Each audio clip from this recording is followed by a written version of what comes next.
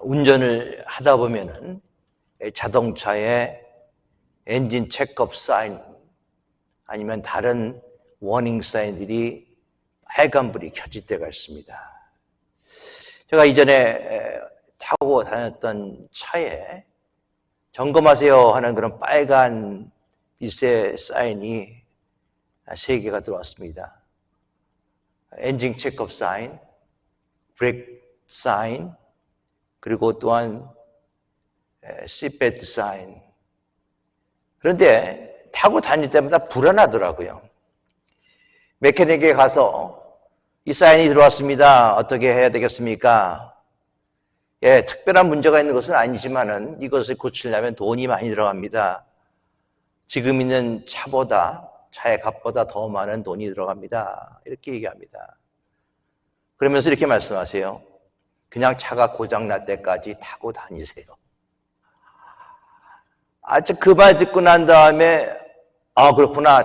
타고 다녀도 되는구나 라는 그런 기쁜 마음이 있는 것이 아니라 이 차가 언젠가는 고장이 나겠구나, 언젠가는 길에서 서겠구나 라는 그런 불안한 마음으로 차를 타고 다닐 수밖에 없었습니다.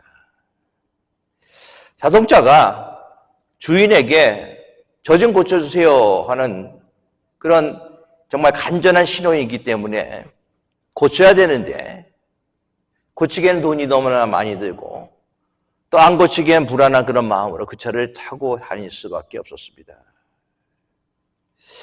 아직 차는 굴러가잖아. 조금만 더 타고 다니지.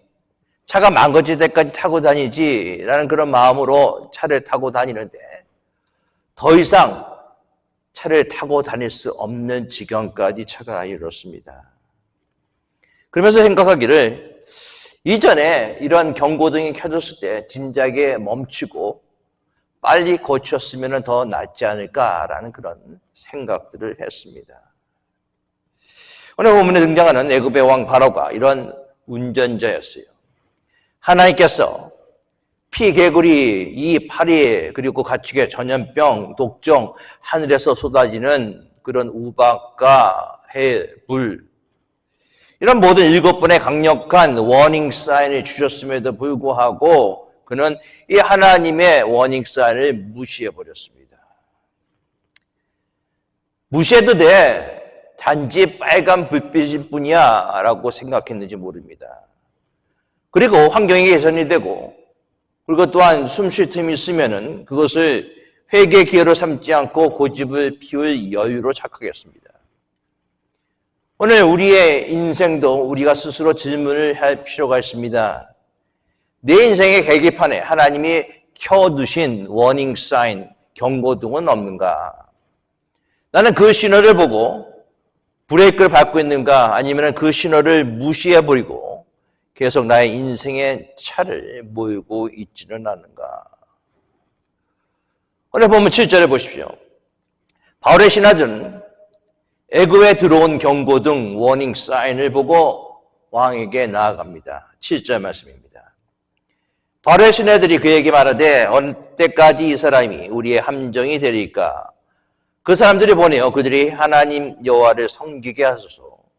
왕은 아직도 애굽이 망한 줄 알지 못하시나이까? 신하들이 외침은 간단합니다. 왕이시여, 제발 눈을 뜨세요. 지금 배가 가라앉고 있습니다. 지금은 차가 고장날 지경에 있습니다. 제발 차를 멈추고 조치를 취해야 되지 않습니까? 하지만 바로는 그 경고를 소음으로 여깁니다.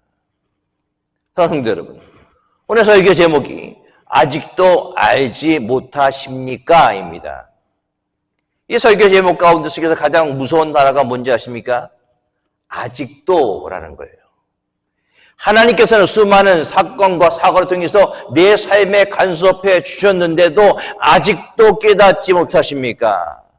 내 건강, 내 물질, 내 인간관계 남은 것마저도 메뚜기처럼 사라지고 있는데 아직도 내 힘으로 버틸 수 있다고 착각하십니까? 아직도 애굽이 망한 줄 모르시겠습니까? 얼마 전에 날 수 있는 양로원에 신방을 하러 갔습니다.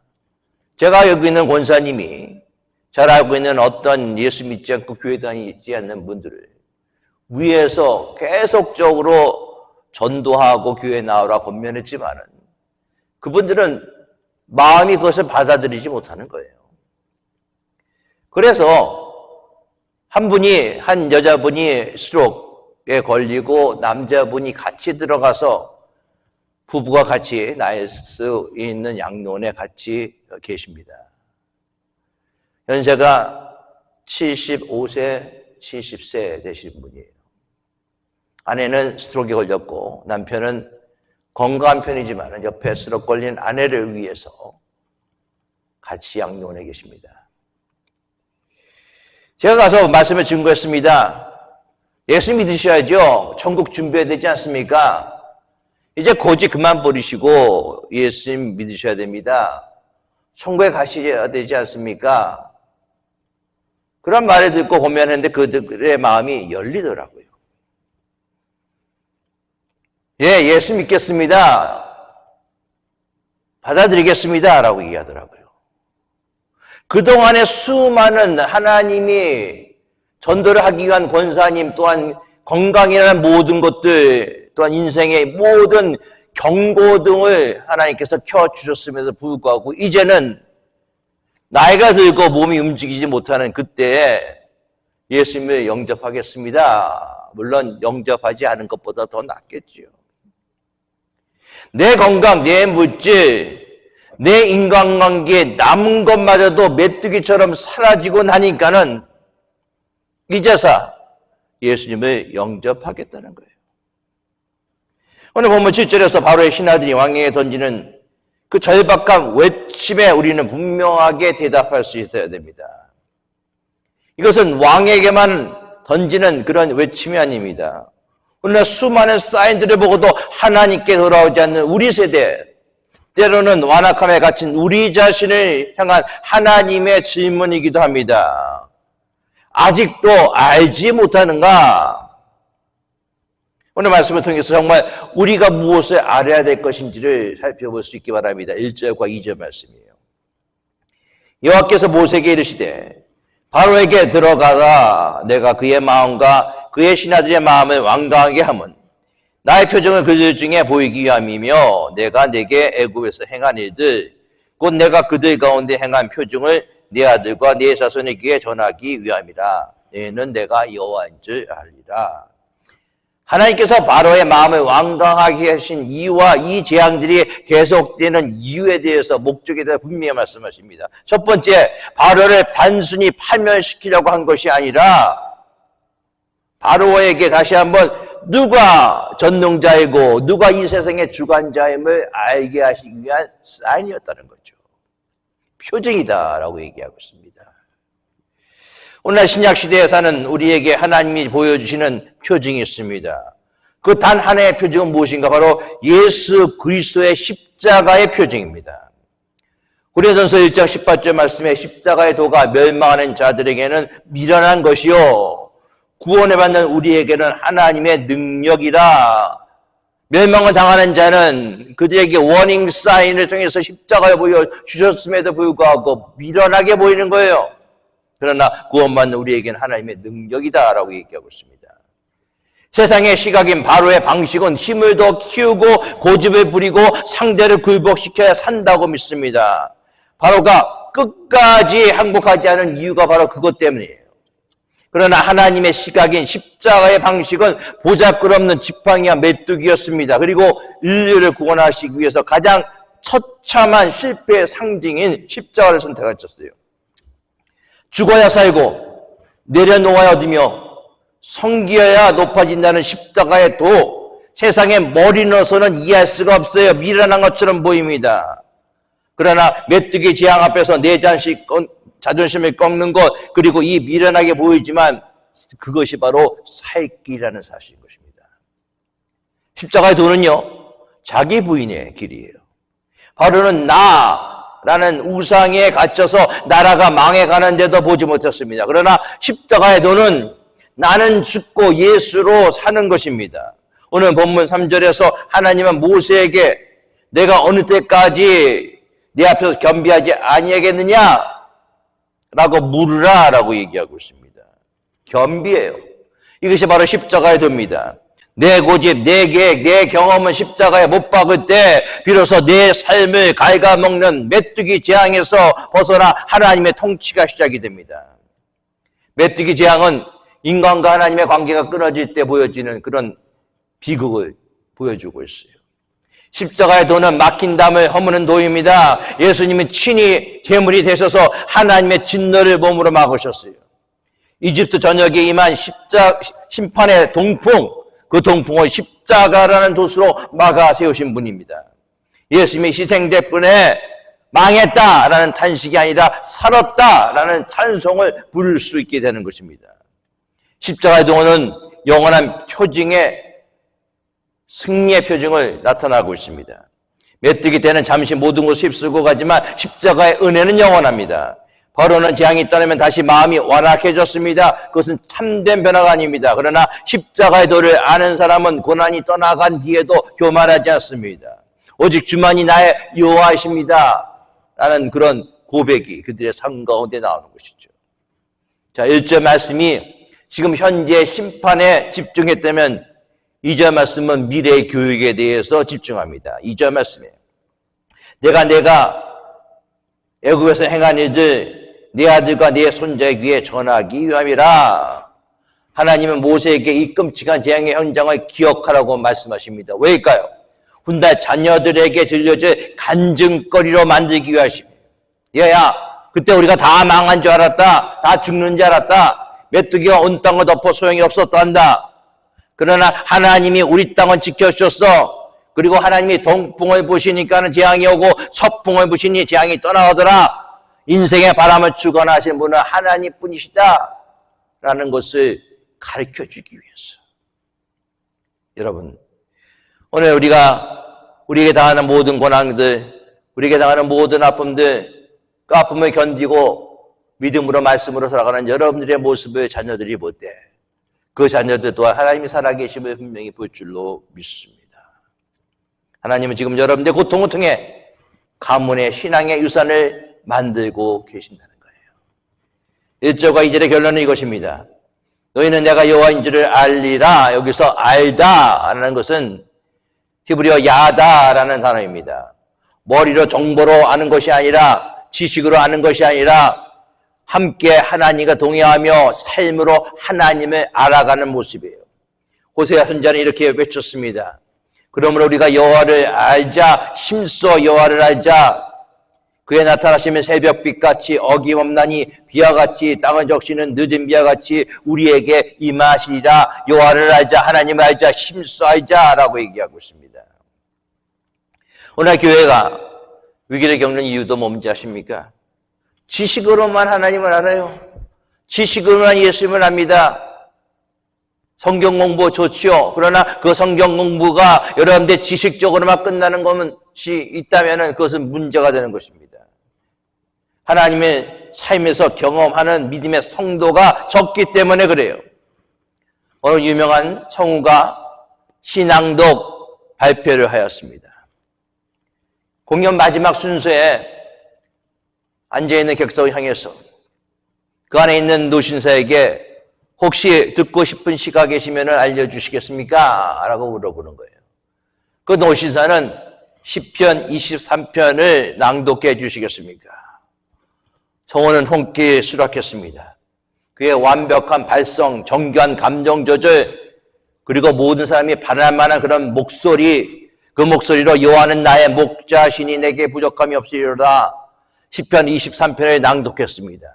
낭독이 끝나고 난 다음에 많은 객석에서 우레 같은 박수가채가 터져나왔습니다. 박수가 잦자 그 성우는 무리 아래에 있던 그 노신사에게 가서 죄송하지만 어르신께서 이 시편 23편을 읽어주시지 않겠습니까? 그 노신사는 당황했지만은 천천히 산상에 올라가서 그 시편 23편을 읽기 시작했습니다. 여호와는 나의 목자시니. 낭독이 다 끝나자 아까 성우가 읽고 난 다음에 나왔던 우리 같은 박수 소리가 하나도 없었습니다. 대신 공연장에는 침묵과 함께 여기저기에서 훌쩍거리는 울음소리가 들려왔어요. 모든 관객이 보이지 않는 하나님의 임재 앞에 숙연해진 것입니다. 공연이 다 끝나고 난 후에 성우는 눈시울이 붉어진 채 노진사에게 다가가 이렇게 말했습니다. 어르신, 저는 시편 23편을 저의 입으로만 읽었습니다. 그러나 어르신은 시편 23편이 뜻하는 내용에 대해서 삶으로 알고 계시는군요. 여러분들 그렇습니다. 시편 23편은 그 노신사에게 그저 눈으로 보는 성경 구절이 아니라 바로 그 신사에게는 그의 삶의 생존 기록이었던 것입니다. 이것이 성경에서 얘기하는 하나님 아는 지식입니다. 우리가 하나님에 관한 정보를 수집하는 공부를 하고 있습니까?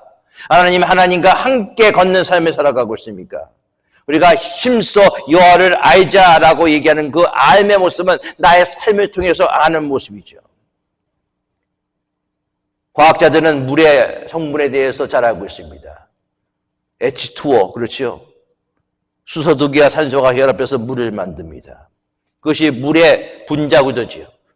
물의 분자 구조를 아는 것이 아니라 내가 목마를 때 그 물 한 잔을 마시는 것이 더 중요하다는 사실을 분명히 알 수 있기 바라겠습니다. 우리가 하나님을 온전히 알게 될 때 우리의 삶의 재앙은 축복의 통로로 바뀌게 될 것입니다. 아직도 알지 못하느냐라는 책망이 아니라 이제야 내가 여호와를 알았습니다 라는 고백이 넘치는 삶이 되기를 축원합니다. 7절을 다시 봅니다. 바로의 신하들이 그에게 말하되 어느 때까지 이 사람이 우리의 함정이 되리이까? 사람들을 보내어 그들의 하나님의 여호와를 섬기게 하소서. 왕은 아직도 애굽이 망한 줄을 알지 못하시니까 하고. 애굽은 이미 7번의 재앙으로 초토화됐습니다. 이제 8번째 재앙이 메뚜기 재앙이 예고되었어요. 신하들이 비명을 지릅니다. 그러나 모세는 그 경고 소리를 듣지 못합니다.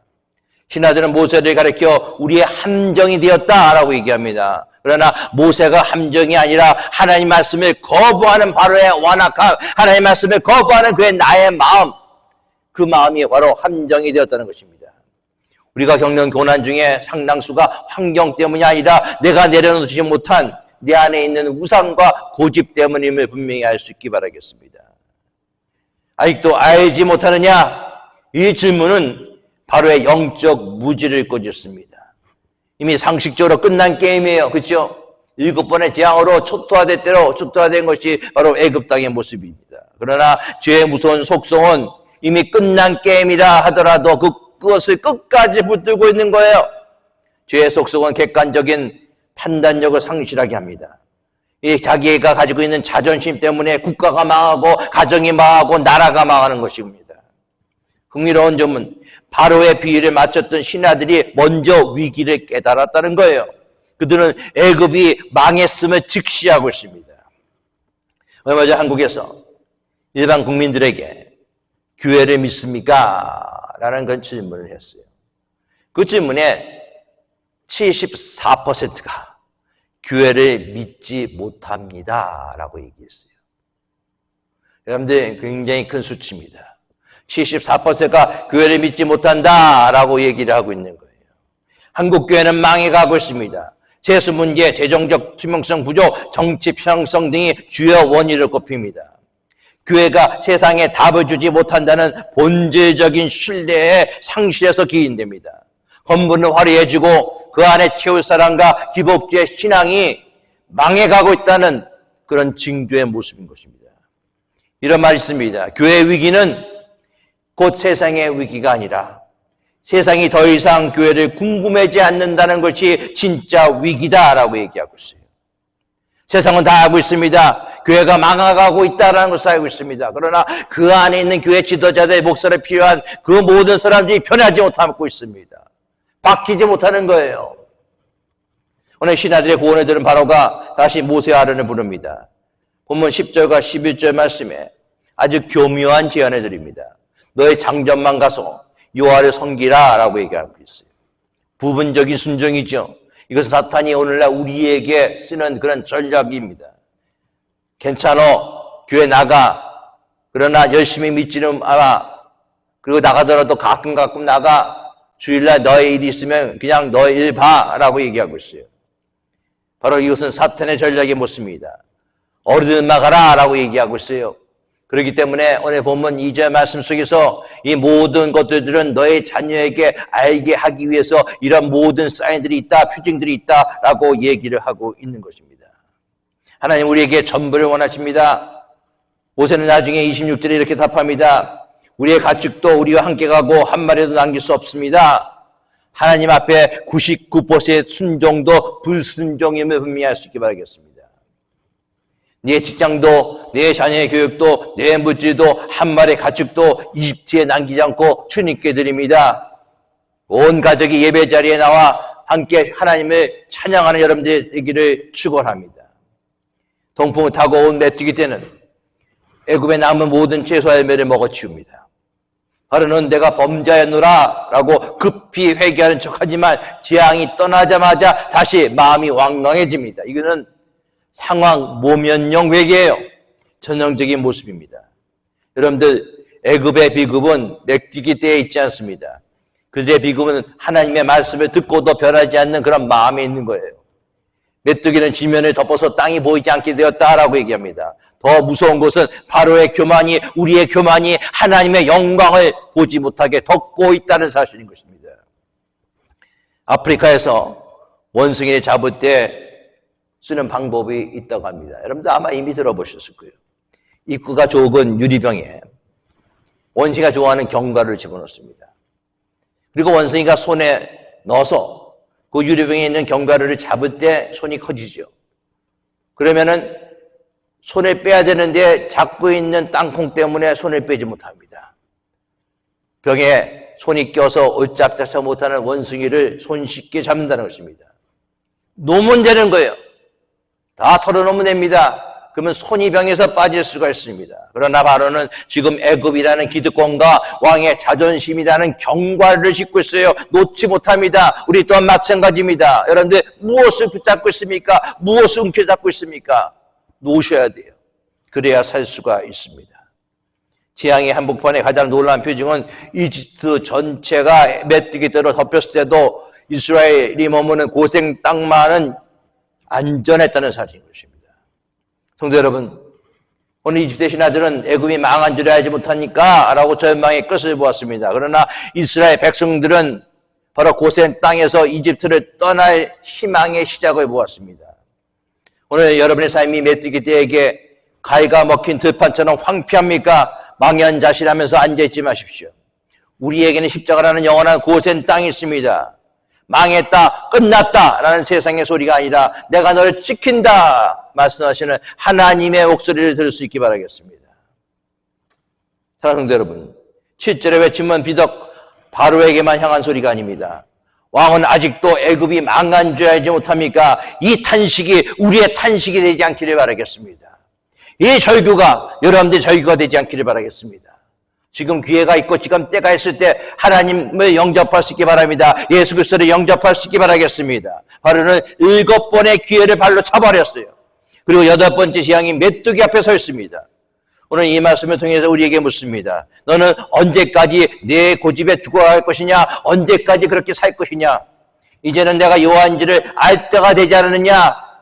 우리 하나님이 그렇게 말씀하고 계십니다. 세상은 경고등이 들어와 있습니다. 언제 고장나서 멈출지 모릅니다. 괜찮다고 고집 부리지 말고 멈춰야 되는 거예요. 주님 앞에 겸손히 무릎 꿇고 주님 내가 밀어냈습니다. 내 가던 길을 멈추겠습니다. 그리고 주님께 나아가겠습니다. 우리의 삶의 메커닉 되시고 우리의 삶의 주관자 되시는 하나님 앞에 나아갈 수 있기를 바라겠습니다. 망하기 전에, 다 잃기 전에 지금 우리 곁에 역사하시는 하나님의 온전히 알고 인정하는 여러분들의 삶의 모습이 될 수 있기 바라겠습니다. 아직도 알지 못하느냐라는 질문에 아니요, 이제는 압니다. Now I know. 십자가가 나의 고생이며 예수님이 나의 유일한 구원자이시면 내가 이제는 알입니다. 그렇게 고백하는 여러분들의 모습이 될 수 있기 바라겠습니다. 인생의 메뚜기 떼가 나를 갉아먹어 뼈만 남을 것 같은 그런 순간에도 십자가를 바라볼 수 있기 바라겠습니다. 나를 위해 목숨을 내어놓으신 예수님의 십자가 사랑이 있다면 지금의 고난 또한 나를 망하게 하려는 것이 아니라 정론같이 나오는 하나님의 놀라운 섭리임을 분명히 아실 수 있기 바라겠습니다. 메뚜기가 지난 황폐한 그런 들판 같던 우리의 심령 가운데 속에서 바로 십자가의 보혈이 덮여 푸른 생명의 싹이 우리에게 나올지 믿습니다. 아직도 알지 못하느냐? 그 질문 속에 그런 인생의 경고등 속에서 여러분의 인생을 멈추고 다시 십자가 앞으로 나올 수 있기 바라겠습니다. 말씀 앞에 나올 수 있기 바라겠습니다. 하나님 앞에 나올 수 있기 바라겠습니다. 그럴 때 하나님 여러분들에게 놀란 고센의 은혜의 축복들을 분명히 허락해 주실 줄 믿습니다. 기도하겠습니다. 아버지 하나님, 이제는 알겠습니다. 또한 이제는 알기를 원합니다. 하나님을 알고 십자가 사랑을 알고 십자가의 도를 알고 이제는 나의 인생의 삶 가운데 속에서 내가 주인이 아니라 나의 인생을 주장하시고 나의 인생을 기획하신 하나님께 모든 걸 맡기며 주님과 함께 동행하는 삶을 살기로 결단합니다. 이런 저희들을 붙들어 주시고 이 사순절의 기간 가운데 속에서 나의 삶을 다시 돌아보며 우리 하나님 안에서 내 자신이 무엇이 잘못된지를 바로 알고 말씀으로 돌아가 주와 함께 동행하는 믿음의 귀한 성도들 다 되게 하여 주시옵소서. 예수 그리스도의 이름으로 기도드리옵나이다. 아멘.